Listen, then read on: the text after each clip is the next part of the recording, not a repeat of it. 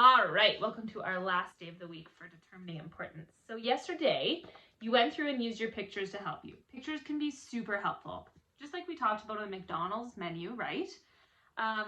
Pictures help us figure out what's going on. In a story, I hope yesterday it showed you how it helps you keep your interesting facts in order. Today what I want to talk about is the title. Now, just like when we go to McDonald's, if I want to get a Big Mac, when I hear the name of that, the title of it, I kind of have an idea about what's going on. A title is very important. If I order a Big Mac, I know that it's going to probably be big and it's going to have mac sauce on it. And those are really important parts to help me figure out what it is. Just like when we do that all the time, authors do the same thing. So an author only has 1 or 2 words to try and explain to you what the whole book is about. The title is very important. So it's something we want to keep in mind when we're trying to figure out what the most important parts of the story are.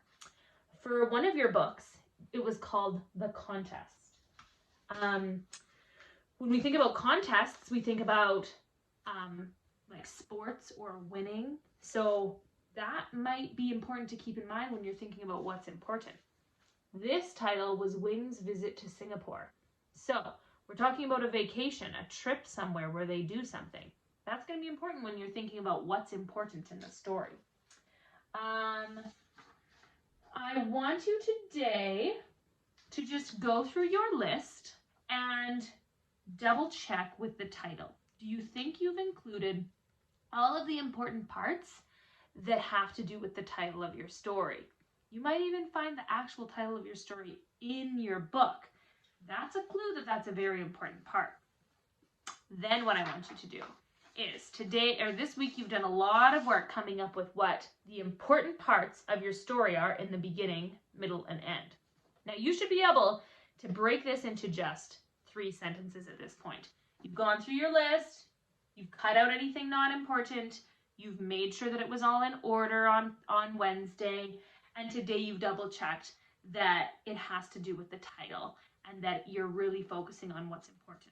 So I will give you this page if you would like to use it, but if you don't have a printer, you can do just what I did. And I just folded a piece of paper in half to make my own little determining importance graphic organizer. And I just wrote, is it in order? Because I want to make sure that I'm keeping my important facts in order. Because if I'm retelling this story to someone, it's not going to make sense if it's all mixed up, like we've talked about in writing. So all I did on the bottom was write in the beginning, in the middle, and in the end. And all I'm going to do is finish those 3 sentences with all the important things that I've already come up with on my list. What's important in the beginning, what's important in the middle, and what's important in the end. And it should just be 3 sentences. If you have more than that, I want you to go back through it and figure out maybe what are some parts that are not important. It's also not going to be sentences from the book. If you just copy this sentence and say that that's the important part of the beginning, you're not going to have the right answer. You have to go through and just think about what happened in the middle, beginning in your own words, what happened in the middle in your own words, and what happened in the end in your own words. This can be really tricky. So we are going to do it together tomorrow in our Google Meet using a story that some of us have already heard so that we can do it all together. But give it a shot with your own book, and then if you do, bring your page to our Google Meet so you can share with your friends. I'll see you tomorrow.